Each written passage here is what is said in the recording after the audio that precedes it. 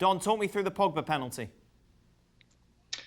Oh, it's ridiculous. I mean, the ball, for a start, wasn't even going in. And if it is on target, just take it in the face. I mean, it's Man United fans on social media are absolutely fuming, and rightly so. He's not brave enough.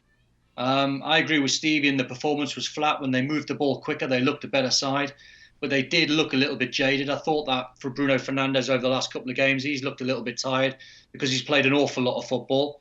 But I'm with Stevie. I look at this Leicester side with no wins in 4.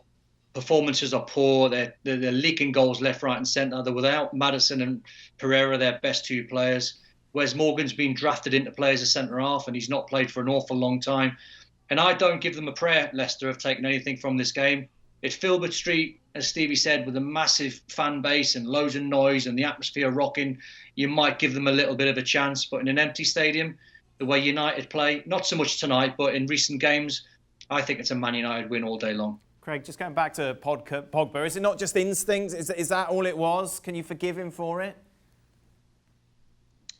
Well, actually, Stevie made a good point before we came on air. We were chatting about it, and he reckoned that Pogba actually wasn't ready, wasn't expecting it, which is, you know, in some ways equally as bad as putting the hands up. Look, if you're ready for that scenario, it is absolute no-no. And, you know, people would say, well, you know, people that never played would say, well, you can't take the ball in the face. It's part of the game. You don't go on a wall from a free kick. And I know Pogba wasn't in the wall, but if you're putting the wall by your coach, you don't ask your coach if you can put your hands up over your face if the ball's whittling towards you. You got to take it.